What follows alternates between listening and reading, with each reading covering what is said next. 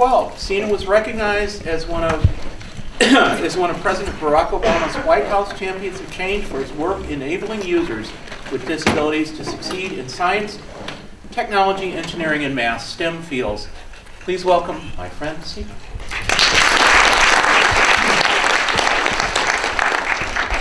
All right, testing. Everybody can hear me all right? Yes. All right. Well, thank you so much for having me here. I wanted to share some thoughts on accessibility and universal design, some of the things I deal with on a daily basis, and encourage you to be aware of these issues. This is my second ILEAD. I was here in October of last year, and I'm really happy to be back. As Andy said, I have a consulting firm out in North Carolina. We work with museums, learning libraries, technology libraries on systemic accessibility and technology issues. So a couple of ground rules. Let's try to save some of the questions until the end. That actually pains me greatly to say because I love to have interactive talks. But the one thing is I'll be asking you some questions. And so nodding and raising your hand does not work. We've covered this with some of you before. So as a result, let's just go yes or I or any other audible indicator you wish to use.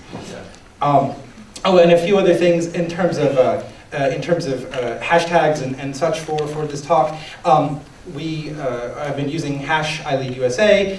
My Twitter handle is @Sina Bahram, and I also tweet a lot with #A11Y, A11Y. Since we have a lot of librarians in the room, does anyone know what a numeronym is?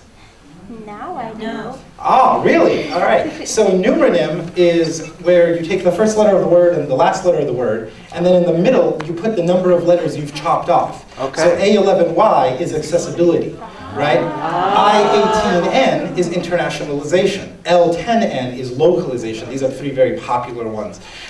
These crop up a lot on servers where you didn't have a lot of space for file names and things like that, but mainly people know it these days in the context of Twitter.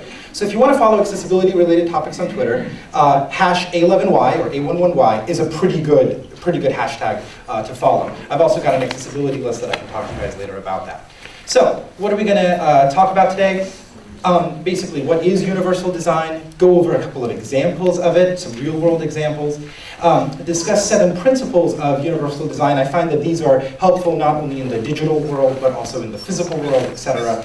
And then discuss accessibility, which is something that I'm pretty passionate about in terms of persons with disabilities using computer interfaces and all sorts of technology. And then discuss and get you excited about some emerging technologies that are coming out there that I feel have a lot of amazing potential. So, universal design has this definition of making buildings, products, and services accessible to folks regardless of age or disability. It stemmed actually from a pretty disability-centric way of looking at things back in the 60s, but then later on, especially in the 80s, it started becoming more about, let's not focus on persons with disabilities, it really applies to the entire population. And so I like that a lot because it's really inclusive of all audiences. It's not specific to somebody with a disability. So a couple of examples. You might not realize this, but curb cuts. Now, this is a very cliche slide, and I'll talk about why it's cliche in a second, mainly because anybody who gives a talk on universal design uses this slide. But it is really important, and the reason it's important is, so curb cuts, great if you're in a wheelchair, right? I mean, it could be fun hopping the curb, but you might not want to for a variety of reasons, like safety. And so, as a result, that's fantastic. You're using crutches, or maybe have a motor impairment, also very great. But honestly, that's not who mainly uses curb cuts. Curb cuts are used the most by parents with strollers and by people with luggage at the airport. Okay, so that's fantastic because now we did this thing, it helps one particular audience, it helps another group of people. This is great. So parents with strollers, check. People with who use wheelchairs or crutches, things like that, check.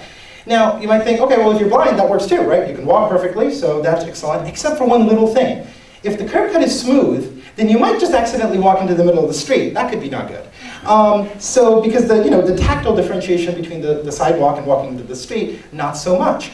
So I don't know if you've noticed, but some curb cuts, some of those slopes, they have bumpy things on them. Has anybody noticed that? Yeah. Okay, so that's colloquially referred to as foot braille. There are no secret messages there, I checked. I don't understand. I mean, if you're going to have that contract, I would put secret messages there. But I don't have any friends in civil engineering. So that's a problem, right? So the way they solved that was they didn't just say, oh well, either we say, well, tough luck, blind people. We augmented it even more as a society, right? And so we put dots on it, we put bumps on it, we made it tactily differentiable. And so now as a result, it's again, universally designed, helpful for all people. All right, so a couple of modern day examples of universal design. Who here uses an electric toothbrush? Say aye. I do. Okay, who here uses a manual toothbrush? Aye. Who here does not care about their teeth at all? All right, good. Because I don't know if those two eyes matched up to the sum of the words, but you should look into that. So essentially, an electric toothbrush, you might not think of it as a form of universal design, but if you have any kind of tremor or any kind of motor impairment that might make it really hard to move your hand back and forth, that's a really repetitive task. Yeah. If you have like a broken arm and you can still kind of move your arm, but moving it back and forth might be a little difficult.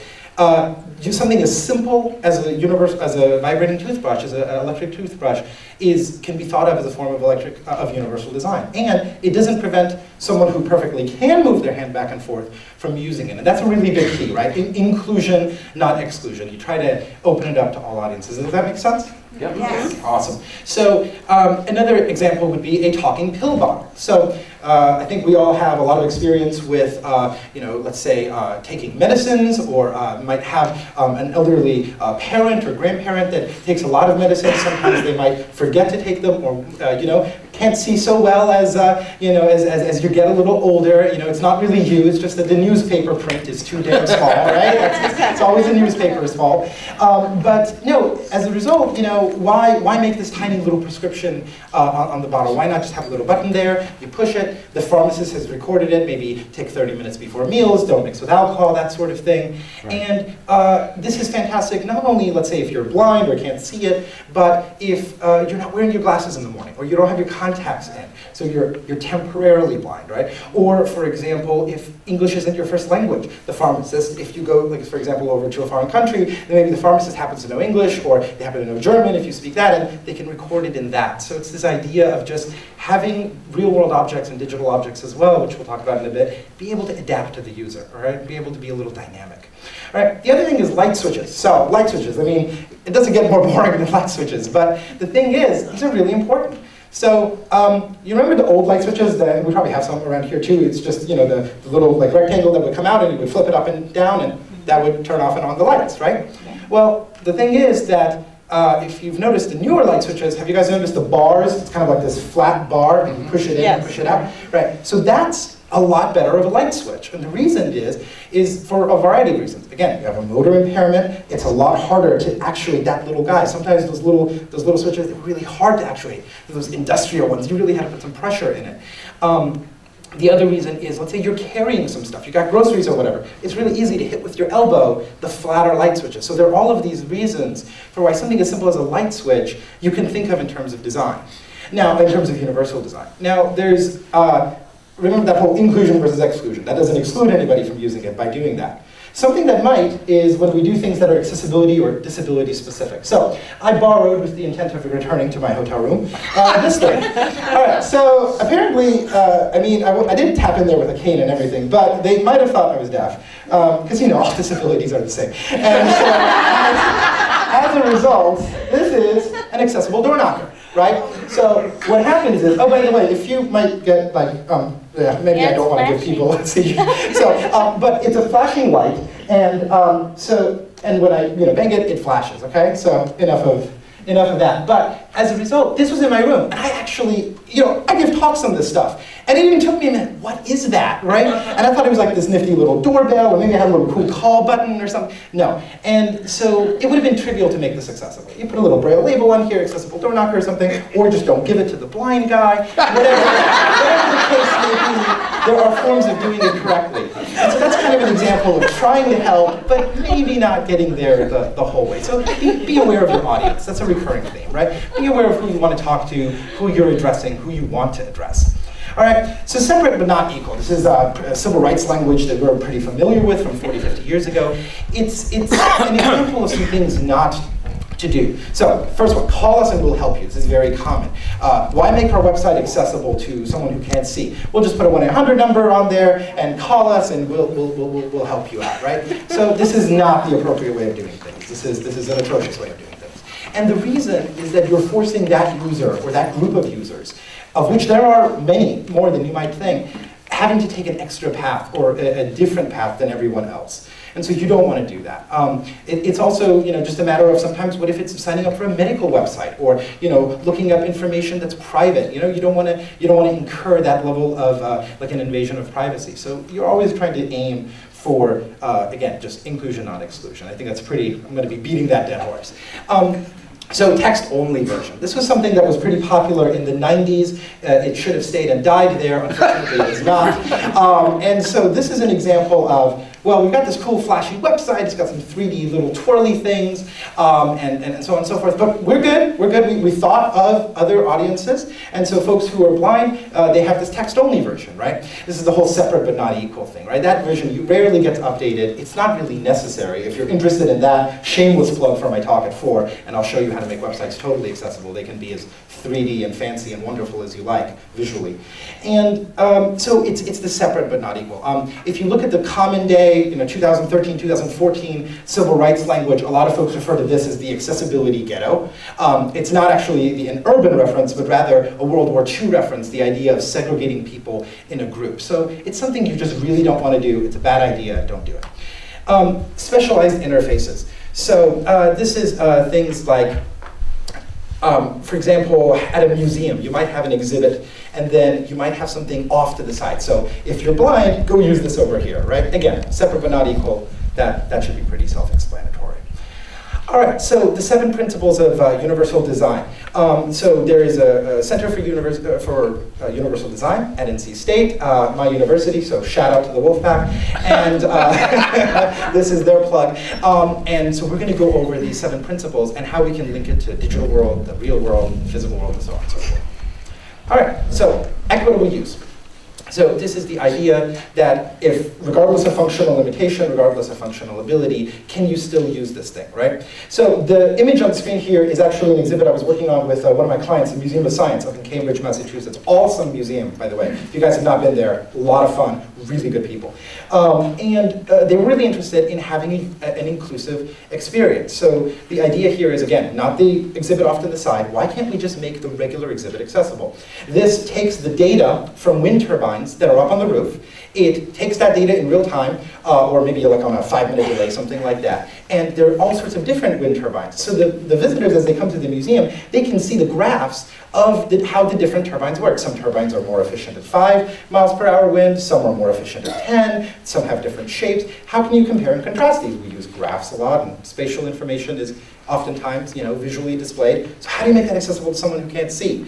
And so the way we did it is we allow the user to touch the screen. Anywhere you touch it reads the value. We even sonify the graph. So if you're not familiar with sonification, everybody know what a parabola is from math. A U-shaped, y equals x squared, right? I promise, no more equations. But if you wanted to sonify that, and I have to do this backwards, so I'm doing it in mirror. But if you wanted to sonify that for someone who's blind, you could go, right? And you would also pan too. So.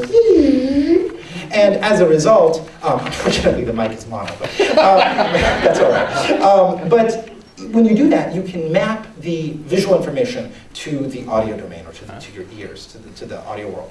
And so that's the sort of stuff we did. This way, when a 5th grader comes in, maybe she has a visual disability, whatever the case may be, she talks about the exact same thing on the school bus ride home than all her other friends do. So she doesn't feel excluded, right? And that's a really big takeaway. It's not just about the tech. It's not about the sexy, cool things we can do with programming. It's actually about people, and that really matters.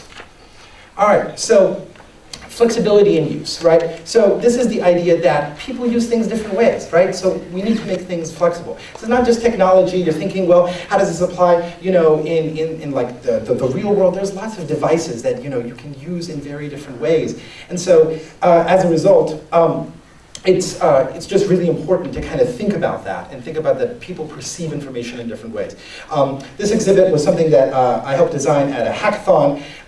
It was this conference. It was called Creating a Museum, Multimedia for Everyone. I've got a blog post on it if you're interested in it. One of the most fun things I've been a part of. And we just grabbed some data, some information about an exhibit that was going to go up at the Museum of Science, and we tried to make it accessible. So we put this little stick thing together. We made the graph tactile. We did all this in a couple of days. There was a shop in the basement of the museum, and it was fantastic to just say, look, can we just brainstorm some ideas and very quickly put together an interface to show that this doesn't take $1 million. This isn't. I mean, we used a couple of bucks of like some plywood and some hot glue. I wrote some code. It's just not that difficult if you're committed to thinking about doing things this way. To just think about how people use it differently. All right. So number 3, simple and intuitive use. This is the idea that you don't need to, you shouldn't have to read the manual to figure it out, right? I think that just stems from the fact that I never read the manual, but I'm a really big fan of this. Things need to be intuitive. All right, so this is maybe a somewhat straightforward example, but we've got a bathroom sign, right? You've got a pictogram of a male, pictogram of a female. It says women, it says mujeres in Spanish, it says women in Braille, right? So a lot of different modalities of information there. You're expressing the information in a lot of different ways. So somebody who doesn't know the language might still be able to figure out from the picture. Somebody who can't see can feel it, et cetera, et cetera. Does that make sense? Yes. All right. Is the woman's silhouette raised at all? In some, the question was, is the woman's silhouette raised at all? That's brought to you by Andy, of course. Yep. As a result, it is. It sometimes is. Although you have to be a little bit careful because if you're just going to raise a visual diagram, it's not always the best idea. Sure. Sometimes there's guidelines for how to make tactile diagrams better. So perceptible information, right? This is the idea that you don't want to assume that things are going to remain static. Sometimes there's crowd noise, sometimes you've got little children running around and screaming, sometimes there's a plane flying up overhead. What are some of the things you can do? So there's some examples here like volume control, all right? It's that simple. If you're going to have a display or anything that involves audio, just use some volume control. It's as simple as that. If you're going to have audio in your presentation or in a video, subtitle it, just caption it. Captioning is so important these days. It's not only for people who are deaf or hard of hearing, it helps you get search engine results on SEO, search engine optimization online. It lets your users search your content. We've heard about MOOCs here and how those courses benefit so much from captioning, because if that content is captioned, it can then be fed into a translator for different languages. It's just a good idea. Don't leave your content locked into one single binary format, all right? Information wants to be free, so there you go. And then for adjustment, there's a tiltable screen. So let's say someone is in a wheelchair, or someone is just perhaps you've got a little person. You want to be able to allow them to easily consume the content and not have to jump up on the table or something like that. And so it just makes good sense. All right. So tolerance for error.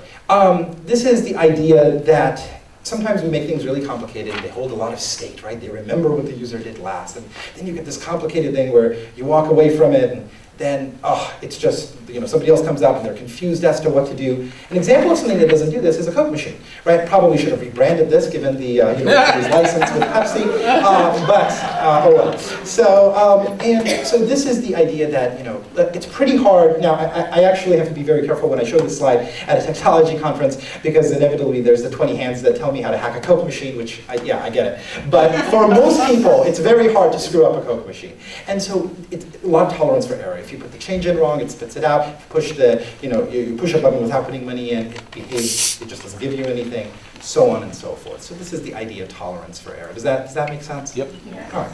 So, all right. Low physical effort. This should be pretty self-explanatory. Again, you don't want to force people to have to exert a lot of pressure to do something, just physical effort to do something. Doorknobs. So we've talked about light switches. How about doorknobs? So doorknobs are sort of like the worst thing ever, right? Like they're these round things. They don't really afford, their affordance isn't very clear. Like, do you turn it? Do you sometimes push it? It's round, so you might want to turn it. Yeah, and so on the other hand, a push bar on a set of double doors is pretty fantastic. It's very clear that you push it in, You can push it in with not your hand, so you can push it in with your elbow or your hip if you're carrying groceries, whatever the case may be. It's basically, it's hinged oftentimes, or at least hopefully well, so that it doesn't take a lot of effort to push those double doors open. And so they're just a really great kind of alternative to a door with a doorknob, right? All right. So size and space for approach. This is the idea of if you have somebody who uses a wheelchair, or you might have someone who has a personal assistant with them, whatever the case may be, tight spaces are tough. And this, I'm sure, comes up in, for example, libraries, where space is at a premium, and good luck asking for more. And so there are, though, creative ways that you could do this. For example, if the thing that you need your users to, or your patrons to have access to, you're not able to make a lot of space around it, maybe you can make it movable so that it can be moved out. Maybe it's not going to always be appropriate for it to move out, but you've just kind of thought, well, what if somebody comes in here and needs a little bit more space? What are the things I can do? So the idea here is, behind all of these really, is you're very rarely going to ever get 100% coverage on everything. It's a great goal, and you should strive for it. And we all should, like every day. But the idea is to think about these and just incorporate it into what we're doing. All right, so I want to transition a little bit from universal design to accessibility. These terms are oftentimes linked to one another. Accessibility is a very overloaded word. But it's basically the ability of all people to use a product, service, a place, a thing, regardless of functional limitation, right? And this is, sometimes you can think of accessibility as reachability, right?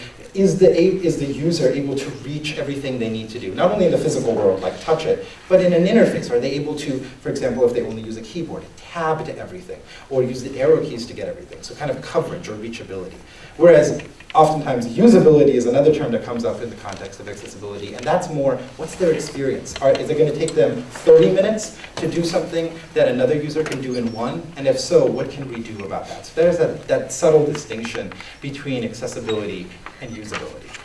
All right, so burden or boon. Is accessibility a burden or a boon? There's two ways of looking at this, right? So this image basically like unlocking the chain, you have kind of two options. You can either view this as a good thing, or you can view it as a bad thing. It really is that simple, right? You can view this as a legal compliance issue and talk about regulatory burden and a lot of other boring things, or you can just think to yourselves, you know what? This is just a really good idea. There's actually a lot of opportunities. There's a lot of growth potential here. We're reaching more people, and so why don't we do it?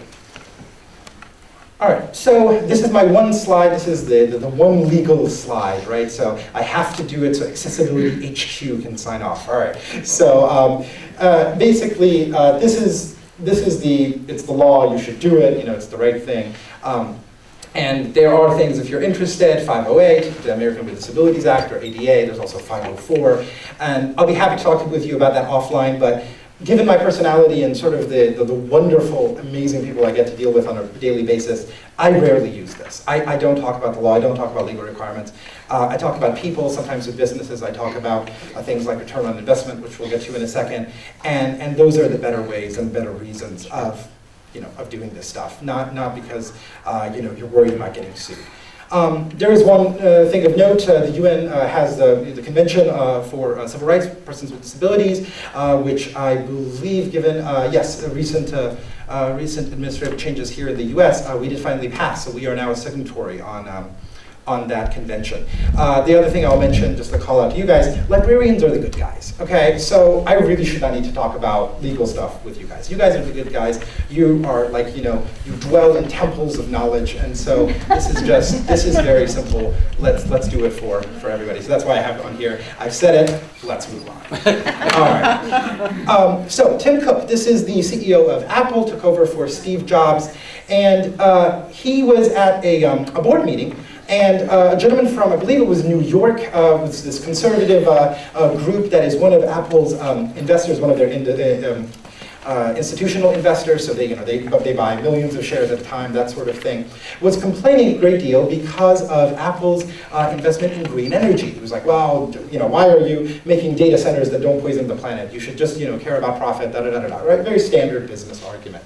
And Tim Cook was saying, well, we want to leave the world a better place, and so on and so forth. And the guy kept pushing, and so then, this is, I think, the only time anyone ever knows this particular gentleman to lose his cool in public, he turns to the guy and says, when we work on making our devices accessible for the blind, I don't care about I don't consider the bloody ROI, the return on investment, which made me probably have to take back half the bad things I ever said about it. So that's okay, I'm glad to do it. That's one of the classiest statements of a CEO on accessibility that I've ever heard. It was amazing, actually. And in the same breath, he basically told the guy, if you don't agree with that, maybe you should consider dropping the stock. And so that was pretty amazing. But this is the business side. This is another reason to do it. It's the right thing to do, and it really can be viewed as a boon, not a burden, right? All right. So here we go. This is advantages, not obstacles. There's a prop for this, I believe. There we go. We have the lobster. So, all right. Does this guy have a name, by the way? No? Lobster. Okay, that's excellent. And so, all right. So this is kind of moving on to the idea that there are technologies out there, there's some fantastic interfaces out there that are, at first they seem pretty visual. First they seem really advanced, or, oh man, I mean, if I'm trying to be all accessible and universal design, I'm trying to include everybody, what do I shouldn't use those things, right? And I'm here to kind of try to convince you, if I possibly can, that that's not the right way to do it. You really should try to adopt new technologies. So the idea behind the lobster is, lobster, I have it on somewhat good authority, it used to be served to prisoners, right? This was actually a prisoner food. And then, as we do, as fickle humans, we decided that it was exclusive and wonderful. And so the other picture is of the $1,000 lobster frittata in a hotel in New York. And so kind of showing that you could either view it as a really horrible thing and you give it to prisoners, or you view it as a wonderful thing and you spend $1,000 on a frittata. So that's sort of the idea there. All right, so. 1 second, technical difficulties. Wouldn't be a proper talk without them. All right, there we go. Do you guys see that? we see. Tim Cook and lobsters. There we go. A Back. sentence I've never said. All right, so 3D printing. Who here is familiar with 3D printing? We are. Awesome. Very inclusive, by the way. We are, not I am. That's wonderful. So this is the idea that you can create objects. It's a machine that can extrude plastic. It heats it up, both PLA and ABS plastic, to around 240, 270 degrees centigrade, which is pretty hot. Don't touch the tip. No, really, don't touch the tip. And as a result, the plastic kind of melts immediately as it's layered, and you can make real-world objects. So you can print things. And this, to me, is one of the coolest things I get to deal with, honestly. I personally view this as transformative as the internet.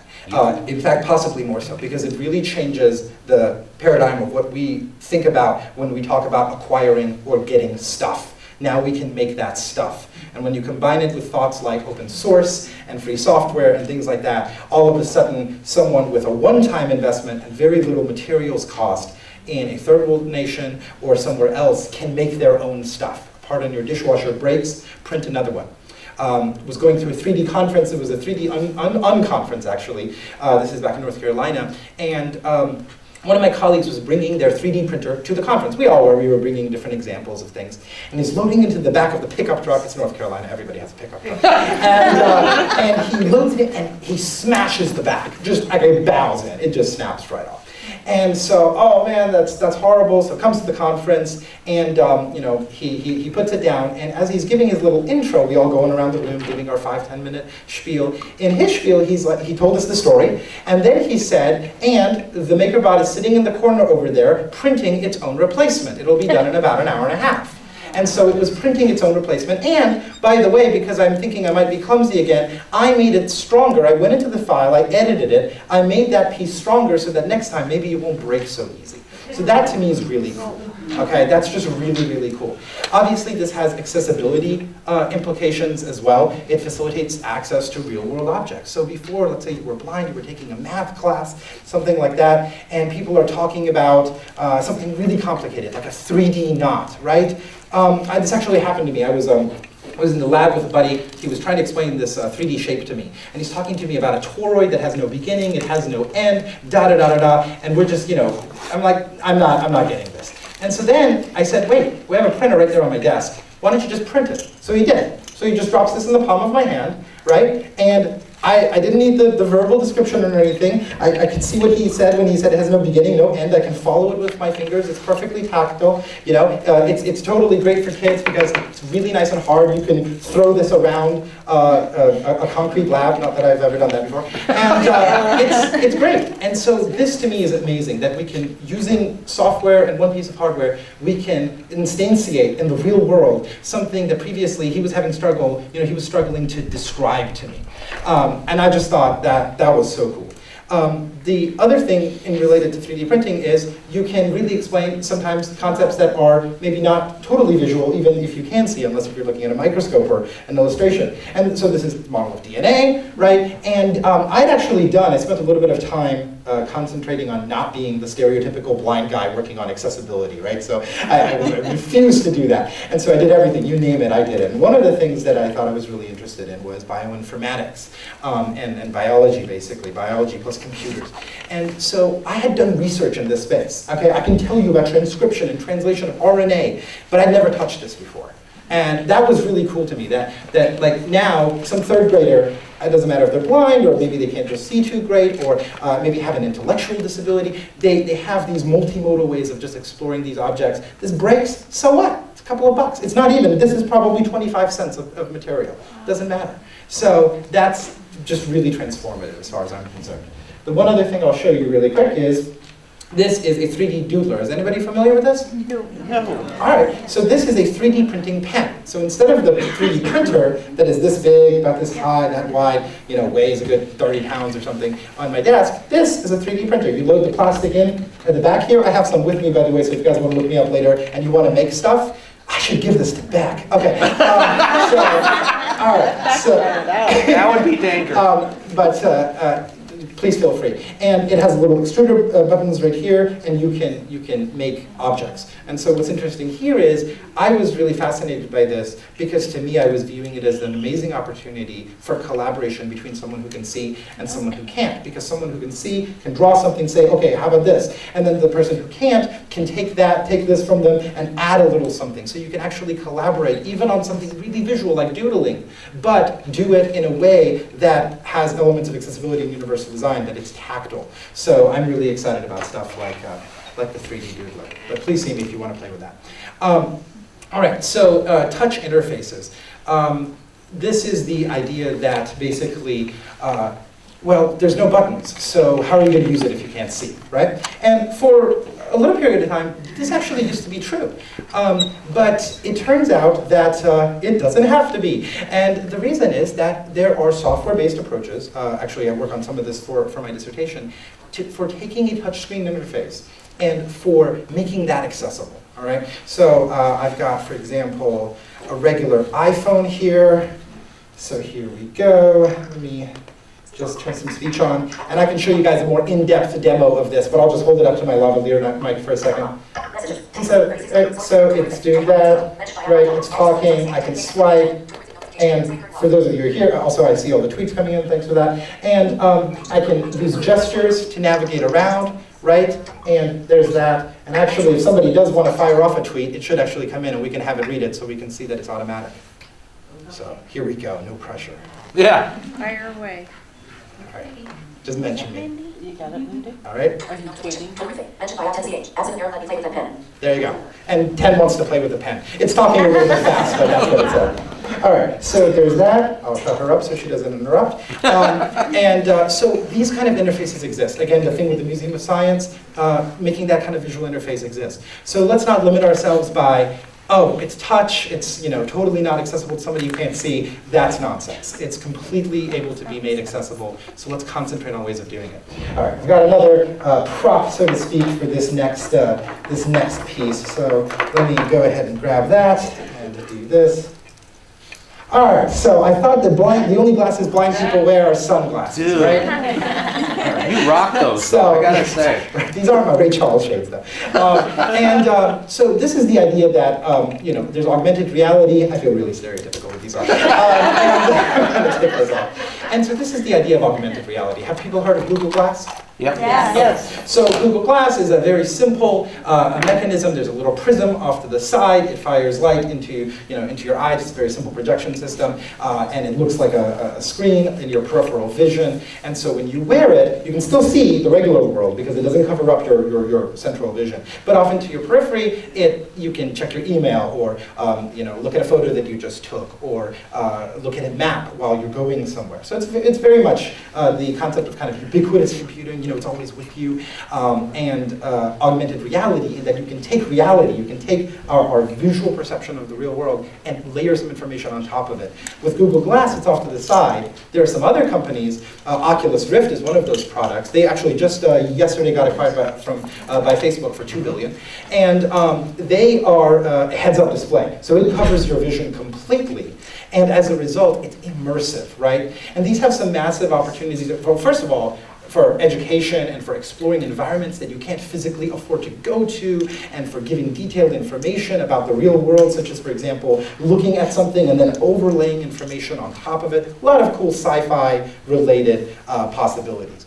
But one of the other things that they can facilitate, if you think about it, is accessibility. So these devices, because they're so vision-based, have to see and have to know about all the things that, because of a physical reason, I don't, right? So gaze tracking, just because I'm looking over there, sorry for popping the mic, I apologize. And so just because I'm looking over there, it knows that I'm looking over there, so it can tell me something about it, right? I could look over there and it could say Andy. So all of a sudden, things like networking become a lot less awkward for somebody with a visual disability who's, let's say, in an office party or something like that, or you want to know that your boss is around, right? These little things that might not come up, might not occur to you, but they're really, really important, and technology can make the physical world a better place, not just the digital world, and that's something I'm really, really quite passionate about.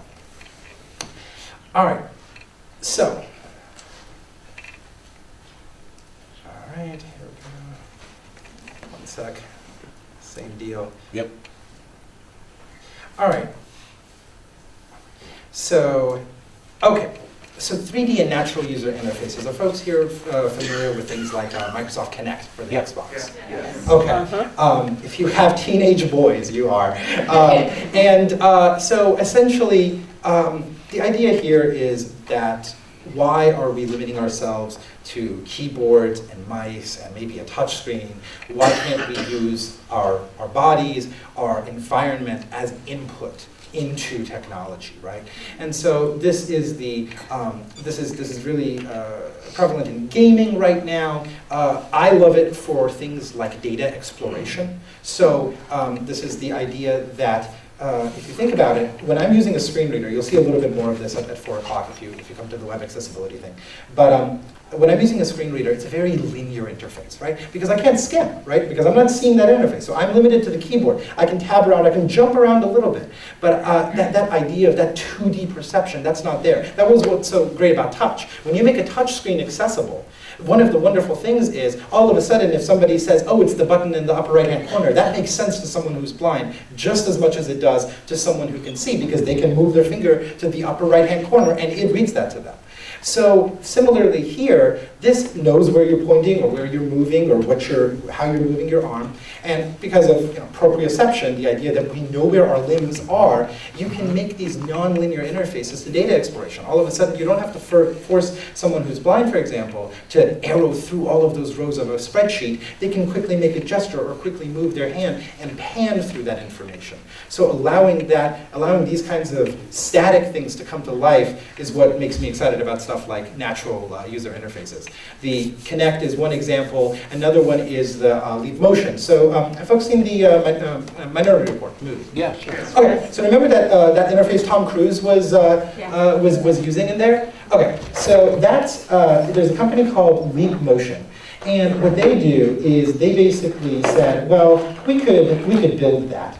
And so they did. And I actually don't have it up here, but that's all right. Basically, it is the size of a rectangle. And I have that. So I have that interface if you want to come see it. Now, it's not, as good as the one in movies, but essentially, it can see your hands. It does hand recognition in the air. You can move around with it, and it lets programmers make apps for things like that.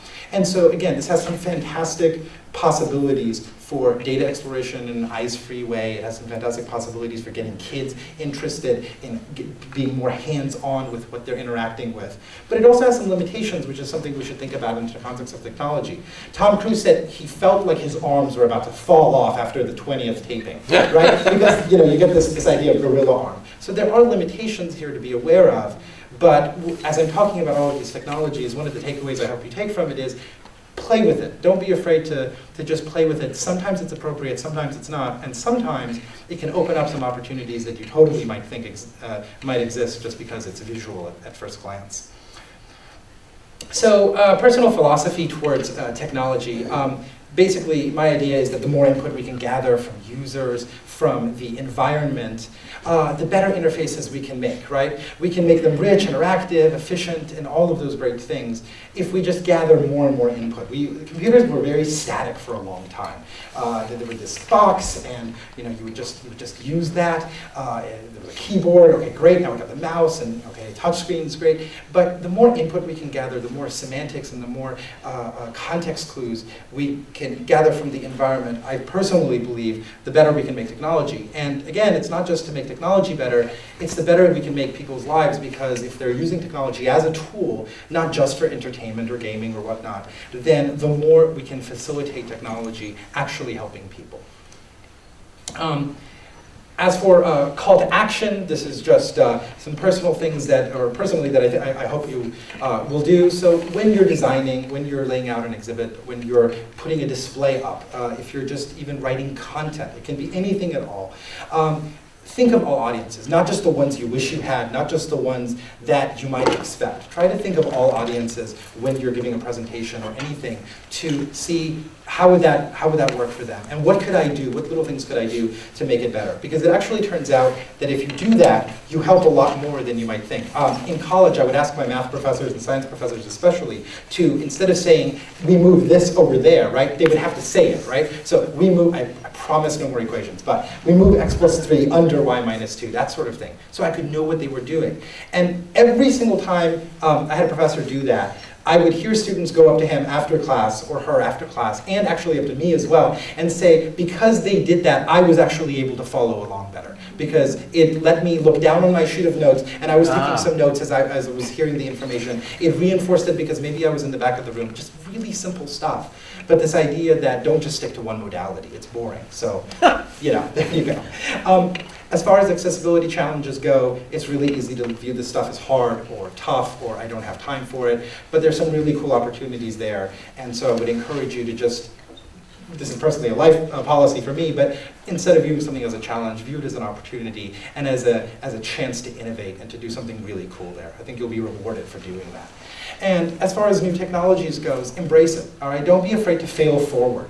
I really just think that this has been pretty much a reiterative theme in every single talk we've had, which is just don't be afraid to fail. It's really not that bad. You learn something, and if you're not failing, you're not learning, and so you're not doing things in a more awesome way the next time. So I would encourage you to fail forward. As far as contact information, I really encourage you to please contact me if you have any questions. I would love to talk with you here or anywhere else. I'm easily reachable online. My email address is here, website, blog, all of that good stuff, social media. And I would say that if you have questions about accessibility or universal design, or maybe have some things that you were wondering but were embarrassed or shy to ask, I don't care. Pretty open about it, and I really welcome you to do that. And with that, thank you so much for having me.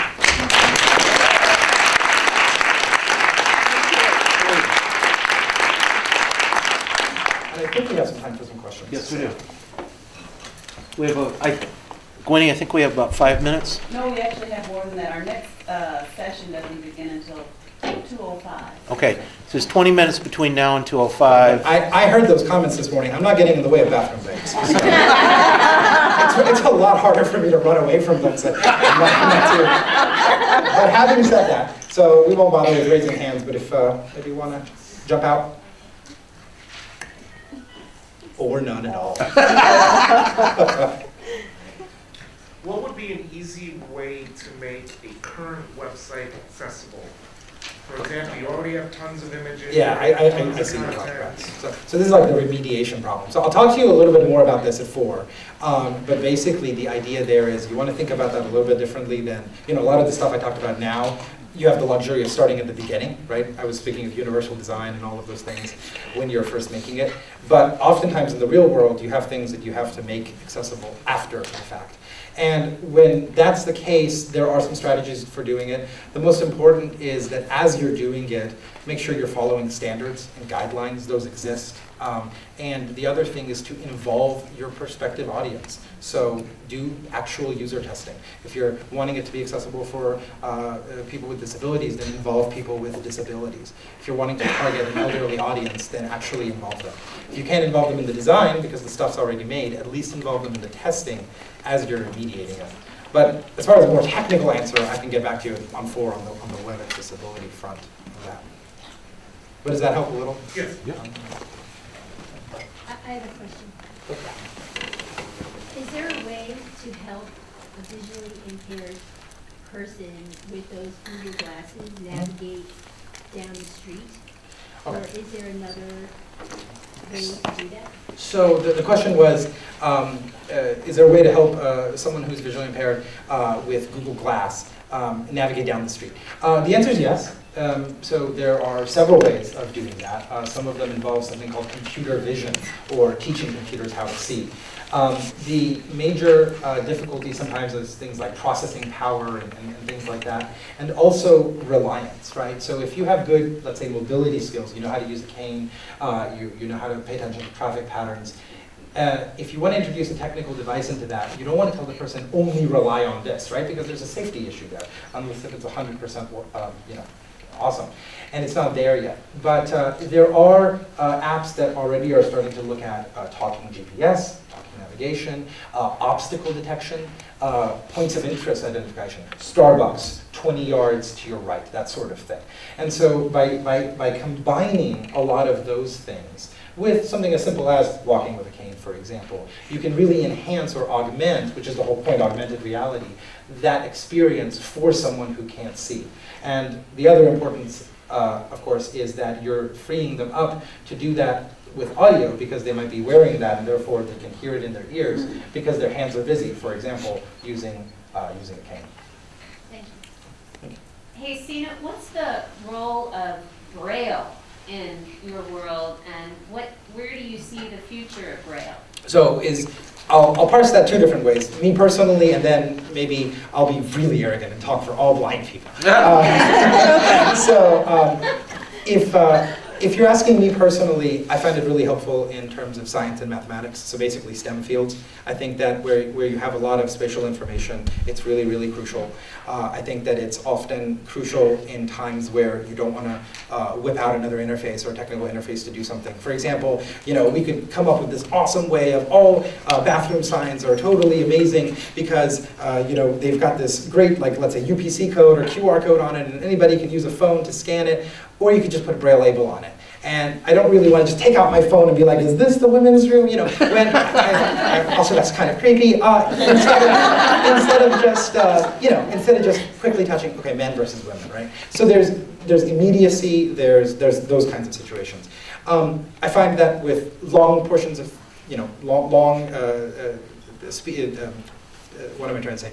Long pages of text or anything like that, I prefer speech. And the reason I do is because my computer reads at around 950 words a minute. So that's a lot of information very quickly.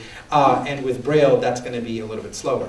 The only other thing I'll say about Braille is that I do think it's really important especially to teach younger folks Braille, because it is a script. So a lot of folks call Braille a language, which is incorrect, right? It's not a language, it's a script, because there's English Braille and Latin, Spanish Braille. There is no language there, it's just a script. And as a result, it teaches you about the language that you're speaking, or that you're writing in and that you're reading. So things like spelling and vocabulary and grammar, those sorts of things. That doesn't always come across when you're only using audio. So I think it's very important, especially for young people, to learn Braille. Thanks. Yeah, sure. Anything else? All right, well.